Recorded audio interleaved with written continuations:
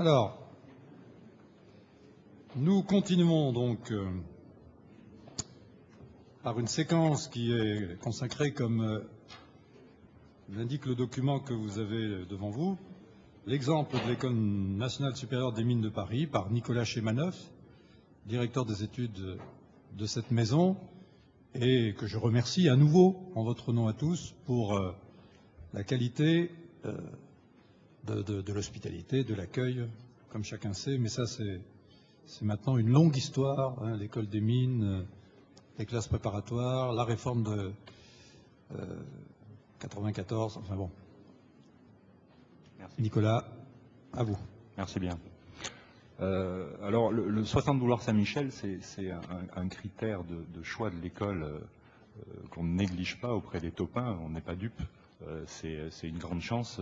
Le défaut, c'est les mètres carrés qui sont restreints, et c'est à cause de cette restriction sur les mètres carrés qu'on vous pousse, on vous pousse, parce qu'à 18h15, il y a une autre manifestation. Donc je vous prie d'excuser l'école, parce que c'était pas vraiment prévu, il y a eu un petit peu des chevauchements, donc ne vous en veuillez pas pour ça. Le fait que la clim ne marche pas, ça c'est juste une question de budget, hein, c'est autre chose. Bon, alors la place des SI pour l'ingénieur dans le développement des compétences. Donc je vais essayer de présenter un petit peu ce qu'on essaye de faire ici, sous l'angle développement de compétences, plus précisément les compétences qui sont apparues comme demandées par les entreprises depuis une dizaine, voire une quinzaine d'années, et puis replacer les SI dans ce contexte-là.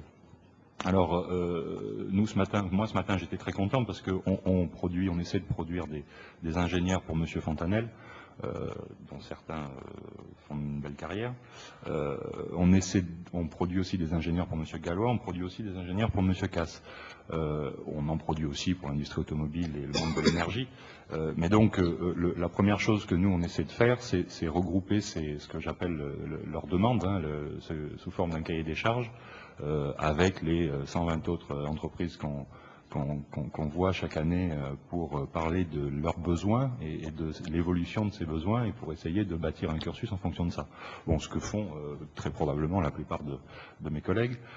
Notre traduction à nous de la demande, alors je vais la passer vite parce que vous l'avez entendu sous différentes formes, mais c'était intéressant, c'est les entreprises qui viennent chercher un mineur de Paris s'adresse d'abord à un ensemble qui est issu qui produit un système de sélection. Donc, je ne veux pas rentrer dans le débat là-dessus. Le mineur va être appelé à prendre des responsabilités dans un futur relativement proche, après son embauche, et les entreprises insistent beaucoup sur les savoirs acquis. Alors, bon, chacun découpe les savoirs comme il veut. Nous, on a choisi de les découper en savoirs théoriques. Les entreprises ont besoin que les ingénieurs travaillent sur un sujet d'ingénieur. Hein, c'est l'entreprise, elle a le choix entre un HEC, un diplômé d'école de commerce, de management, ou un ingénieur. Si elle prend un ingénieur, même dans le conseil, c'est parce qu'elle a besoin de certaines spécificités, en tout cas dans les premiers emplois ou pour les dossiers qui vont être traités. Savoir-faire pratique, bien entendu. Et ce que nous on appelle savoir-être comportementaux. Alors sous ce vocable un peu flou, on va mettre tout ce qui est capacité à travailler en équipe, à aborder un problème. Margaria a parlé ce matin de problèmes mal posés ou pas forcément bien définis, qui n'a pas forcément de solution, ou en tout cas pas unique, qui doit être réglé dans des temps assez courts, qui va demander de la communication. Donc c'est ce qu'on met sous ce vocable-là. Autre élément, apte à évoluer dans un contexte internationalisé, ça vous l'avez entendu, réentendu. Philippe Casse a pas mal insisté sur ce point-là. On le vit au quotidien, donc un anglais totalement maîtrisé, même si c'est pas encore la perfection. Tout le monde maintenant doit être passé à l'étranger. Vous avez entendu que pour entrer à Airbus, il faut avoir fait 6 mois à l'étranger.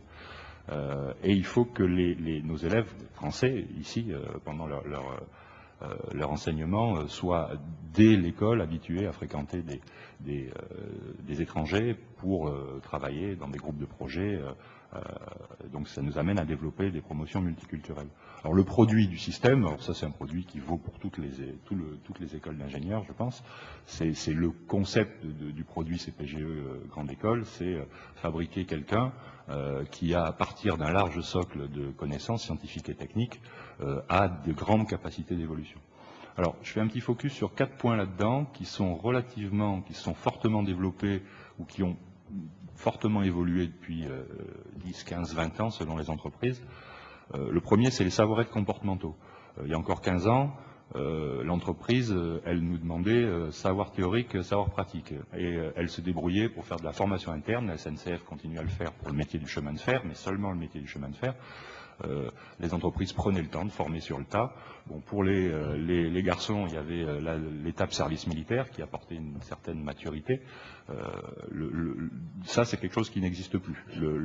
La demande sur les savoir-être comportementaux est devenue très importante aujourd'hui.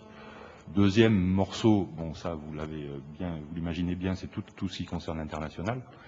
Bon, je ne vais pas développer ça ici.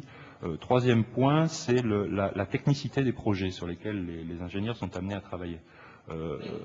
L'exposé du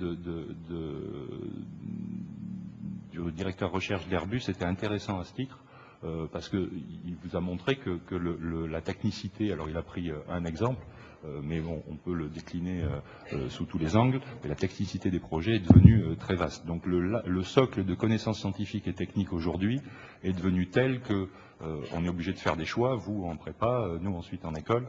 Le système ne peut pas tout couvrir, l'ingénieur de 2005 n'est plus celui qui connaît le mieux de la technique dans son usine, ça c'est faux. Ce n'est pas vrai, il connaît un morceau, mais lui ne connaît pas l'ensemble. Donc c'est une évolution qu'il faut qu'on maîtrise. Et puis enfin, les capacités d'adaptation. Capacité d'adaptation, on sait, l'ingénieur, alors on compare l'ingénieur allemand qui aura fait 5 ans, 6 ans, 7 ans, 8 ans de mécanique, bon, ben, il est très bon dans le domaine de la mécanique. L'ingénieur français va être peut-être moins bon à court terme dans le domaine de la mécanique parce qu'il va falloir qu'il aille puiser dans ses connaissances, son socle de base, mais lui, il va être capable de rebondir, de changer de fonction, etc. Alors, je l'illustre avec notre école. Il y a une dizaine d'années, je prends sur les 10 premières années d'emploi des diplômés. Donc pendant les 10 premières années d'emploi des diplômés, le taux de rotation, le changement de fonction s'effectuait, on va dire, bon, en gros, les diplômés avaient 2 fonctions à 2 fonctions et demie suivant les métiers en 10 ans. Aujourd'hui, la moyenne pour tous nos diplômés sur les 10 premières années de travail est de 6 emplois. Alors quand je dis emploi, c'est en général dans la même entreprise. 6 fonctions serait un vocable probablement plus adapté.